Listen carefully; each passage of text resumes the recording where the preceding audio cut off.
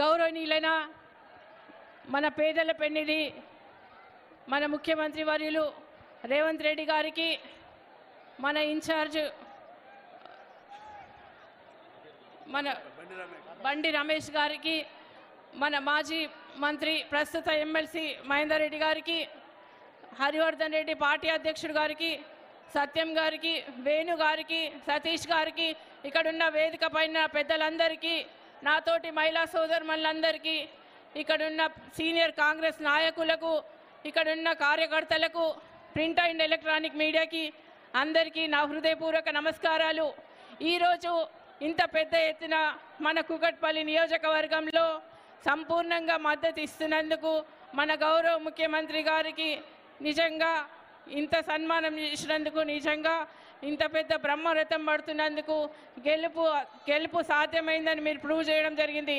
కాబట్టి మన గౌరవ ముఖ్యమంత్రి గారు పేదల పెన్నిధి నిజంగా మన కూకట్పల్లి నియోజకవర్గాన్ని అత్యంత అభివృద్ధి చేస్తానని ప్రతి ఒక్క మీటింగ్లో చెప్తున్నారు. మన మల్కాజిగిరి ప్రాంతాన్ని అన్ని విధాల నా చేతిలో పెట్టండి, అభివృద్ధి చేస్తానని మాట ఇవ్వడం జరిగింది. మీరు గతంలో ఎంతో ఇబ్బంది పడుకుంటూ అయినా కూడా మీరు మన రేవంత్ రెడ్డి అన్నని గెలిపించినందుకు మనస్ఫూర్తిగా ధన్యవాదాలు.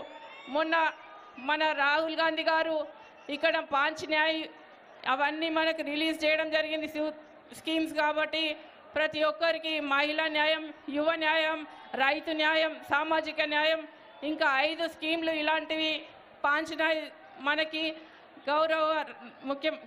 రాహుల్ గాంధీ గారు మనకి ఇక్కడ రిలీజ్ చేసిపోయిన సంగతి మీకు అందరికి తెలిసిన విషయమే. కాబట్టి మన సెంట్రల్ గవర్నమెంట్ నుంచి చాలా మంచిగా మనకి స్కీమ్స్ పెట్టడం జరిగింది. కాబట్టి మనకి నిజంగా ఇప్పుడు న్యాయం జరుగుతుంది.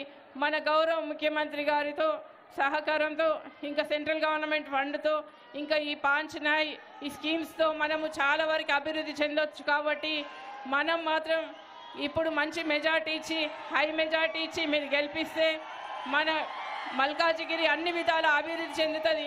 ఇప్పటికిన్నా మళ్ళీ ఓటు వేయకపోతే వాళ్ళు వీళ్ళు చెప్పిన మాటలు మీరు వింటే తప్పకుండా మళ్ళీ 10 సంవత్సరాలు వెనుకబడిపోతాం. కాబట్టి నిజంగా మన రేవంత్ రెడ్డి అన్న గారిని నిజంగా ఇక్కడ ఎంతో ఆశతో లాస్ట్ టైం మీరు ఎంతో ఇబ్బంది పడుకుంటూ అయినా కూడా గెలిపించి ఈసారి నిజంగా మళ్ళీ ఎంపీ సీటు, అదే కృషితో ఎంపీ సీటు కూడా నన్ను గెలిపిస్తే నేను తప్పకుండా మీకు అందుబాటులో ఉండి ఈ 5 సంవత్సరాలు మీకు అభివృద్ధి కార్యక్రమాలలో మన ముఖ్యమంత్రి గారి దృష్టికి కానీ సెంట్రల్ గవర్నమెంట్ దృష్టికి కానీ తీసుకెళ్ళి మీకు అన్ని విధాల అభివృద్ధి చేస్తానని మీ కుటుంబ సభ్యురాలిగా నేను తెలియజేస్తున్నాను.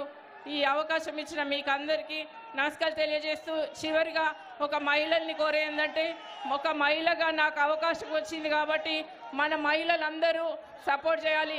ప్రతి మహిళ ఓటు కూడా పడే విధంగా కృషి చేయాలని కోరుతూ, మహిళలందరికీ, సీనియర్ నాయకులకి, కార్యకర్తలకి, ప్రతి ఒక్కరికి అందరికీ నా హృదయపూర్వక నమస్కారాలు తెలియజేస్తూ జై కాంగ్రెస్.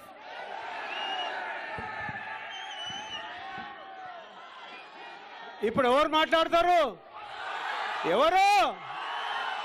మనం తెలంగాణ ప్రజల ఆశాజ్యోతి, మన ప్రియతమ ముఖ్యమంత్రి, మా డైనమిక్ లీడర్ అన్న రేవంత్ అన్న గారిని మాట్లాడాల్సిందిగా